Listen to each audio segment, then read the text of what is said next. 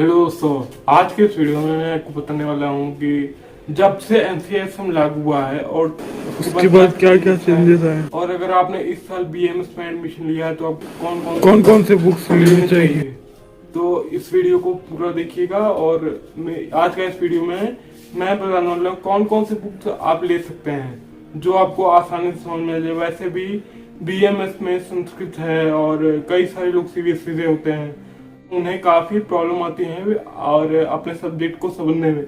तो आज के इस वीडियो में मैं कुछ ऐसे बुक्स के कुछ ऐसे रेफरेंस के बारे में भी आपको बताऊंगा जिससे आपकी समस्या कुछ हद तक सॉल्व हो सकती है। तो चलिए शुरू करते हैं। तो सबसे पहले रचना शरीर में ये बहुत फेमस बुक है, ये डॉक्टर महेंद्र सिंह की रचना शरीर। ये बुक ये 2 पार्ट में आती है और ये इसकी खास बात ये है कि आपको मॉडर्न का भी मिल जाएगा, लेकिन वही बात है लोग बीडी चौरस से प्रेफर करते हैं। आप इससे पढ़ सकते हैं, मॉडर्न साइंस भी मिल जाएगा और आयुर्वेद का भी मिल जाएगा। बीडी चौरस का लोग क्यों प्रेफर करते हैं वो मैं आपको इस वीडियो में बताऊंगा। वैसे बुक काफी अच्छी है, बहुत ही सिंपल लैंग्वेज में इसमें डॉक्टर महेंद्र सिंह ने सब कुछ बताया है, आप इसको ले सकते हैं। अगला जो है हमारे पास वो है शरीर रचना। तो शरीर रचना के लिए ये बहुत सारे बुक्स आते हैं, लेकिन मैंने डॉक्टर सुनील वाला ज्यादा प्रेफर किया क्योंकि इस बुक में जो लैंग्वेज है वो काफी इजी है, काफी आसान भाषा में इन्होंने पूरी फिजियोलॉजी समझा दी है और श्लोक्स जो इम्पोर्टेंट श्लोक्स हैं वही लिखे हुए हैं अच्छे तरीके से। तो अगर आपको आसानी से फिजियोलॉजी क्रिया शरीर समझना है तो आप इस बुक को ले सकते हैं। अगला हमारे पास आता है पदार्थ विज्ञान। हाँ, तो भैया इसको लोग कहते हैं भाई इसको पढ़ के आप शक्तिमान बन जाएंगे। तो ऐसा है कि हाँ, ये बहुत टफ सब्जेक्ट है क्योंकि ऐसा कुछ हमने आज तक पढ़ा नहीं, अचानक से आ गया, कई सारी कहानियां आ गए। तो मैं जो बुक बहुत सारे बुक्स आते हैं वैसे, लेकिन मैं जो प्रेफर करता हूँ एक छोटी सी बुक में पूरा पदार्थ विज्ञान दे दिया है। रविदास त्रिपाठी का बीएचयू में भी इसको प्रेफर किया जाता है, आप इसको ले सकते हैं अगर आपको पदार्थ विज्ञान नहीं समझ में आ रहा है। इसमें काफी आसान भाषा में लिखा हुआ है और अगर फिर भी आपको, क्योंकि ये सबको हिंदी में भी है आसान भाषा में भी है, लेकिन अगर आपको तब भी इसको समझने में तकलीफ हो रही है तो आप इसका इंग्लिश वर्जन में डॉक्टर सुभा वाला ये बुक देख लीजिए।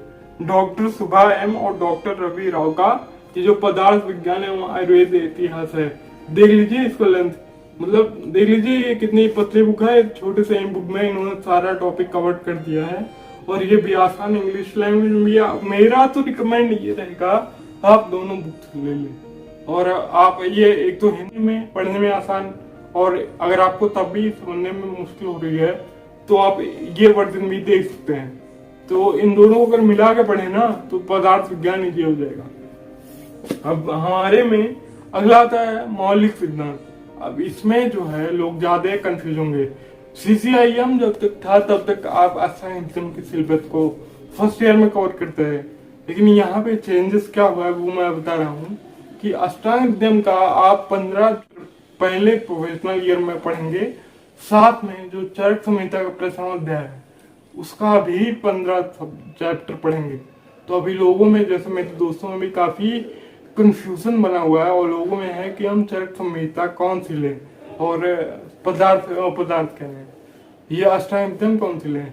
अब अष्टांग की भी बहुत सारी अच्छी बुक्स आती हैं और अगर आप लेना चाहें तो ले लें। वैसे सारी संहिता बहुत अच्छी है, लेकिन क्योंकि यहाँ यह है कि अगर आपको बहुत अच्छे से जल्दी समझना है और अगर आप बहुत लंबी चीज पढ़ने में हिचकिचाते हैं या आपको आसान भाषा में चीज समझ में आ जाए, एग्जाम निकल जाए और यही चाहते हैं, तो मेरा रिकमेंड ये है अष्टांग मौलिक सिद्धांत एवं अष्टांग में बहुत सारी बुक्स आती हैं, सारे बुक्स काफी अच्छे हैं।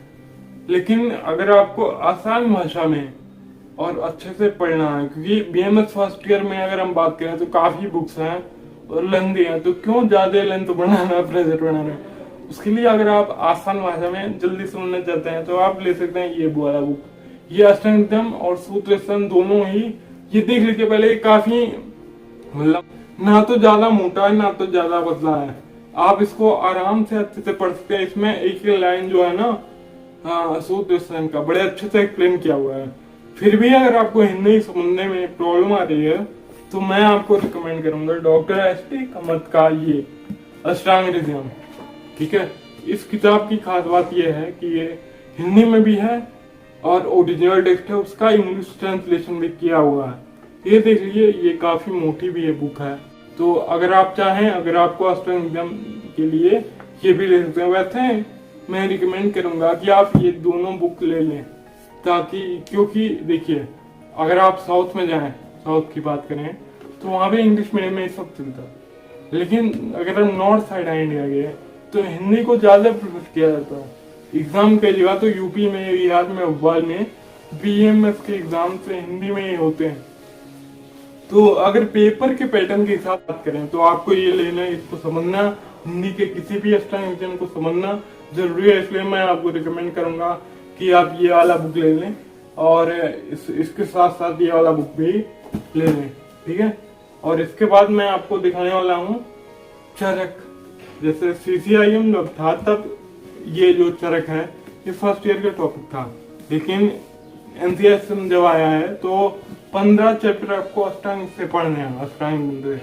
बाकी के 15 चैप्टर आपको पढ़ने हैं चरक संहिता से। तो मैं आपको रिकमेंड कर रहा हूँ। वैसे तो बहुत सारे बुक्स हैं चरक के जो आप पढ़ सकते हैं, लेकिन मुझे जो इजी लगे और आसान भाषा में समझाया गया वो है चरक संहिता।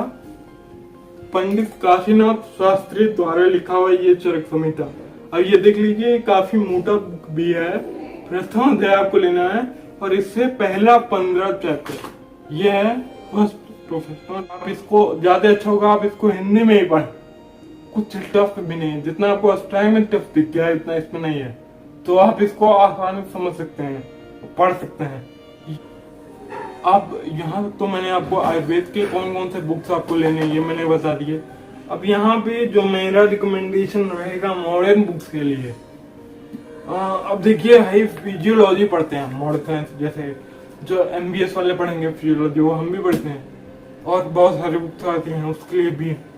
और फिजियोलॉजी में कुछ लोग सैमुलिंगम का बहुत वो करते हैं, क्रिटिसाइज करते हैं कि मोटी बुक है और कुछ ज्यादा दिया गया है। अगर आप वाकई में डॉक्टर की तरह बनने जाते हैं और अपने आप को रिफर करते हैं कि हाँ मैं डॉक्टर हूँ, तो आप ज्यादा जानकारी लेने से घबरा क्यों रहे हैं।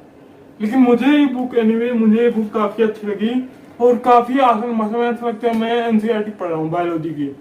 तो अपने लिए चॉइस। वैसे मैं रिकमेंड करना चाहूंगा एस सैमुलिंगम की या ये बुक, ये मेडिकल फिजियोलॉजी है, तो आप इसको ले सकते हैं फिजियोलॉजी के लिए। और इसी के साथ आपको मिल जाएगा एक कुंजी, जैसे आपको इसको रिवाइज करने में कोई प्रॉब्लम नहीं होगी। और इसके बाद वो तो सब लोग आप जानते हैं, BD चौरसिया 4 वॉल्यूम में आती है। ये देखिए, तो इसमें मतलब ये देखिए ये कौन सा है, अपर लिम्स एंड थोरैक्स।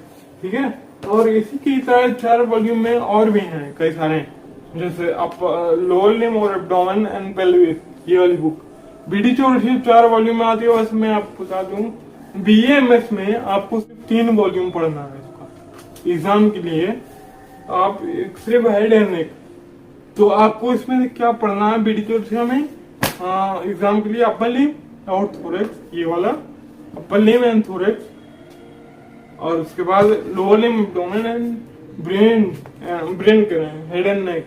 तो आपको क्या नहीं पढ़ना है, इसका जो चौथा वॉल्यूम आता है ये एग्जाम पॉइंट ऑफ व्यू से बिल्कुल भी इम्पोर्टेंट नहीं है कि क्वेश्चन इससे। ब्रेन न्यूरो एनाटॉमी ये आपको नहीं पढ़ना है।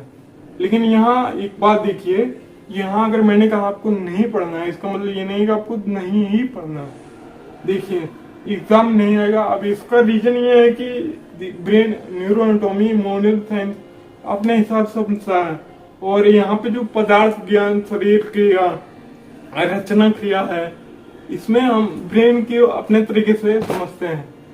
क्या हम लोग क्या पढ़ेंगे, माइंड पढ़ेंगे, बॉडी पढ़ेंगे, इन सभी का हेल्दी होना बहुत जरूरी है। ये आयुर्वेदा है, तो आयुर्वेदा इसको अपने तरीके से पढ़ता है। वैसे अगर आप एक्स्ट्रा नॉलेज लेने जाते हैं तो आप इसका चौथा पार्ट भी पढ़ सकते हैं।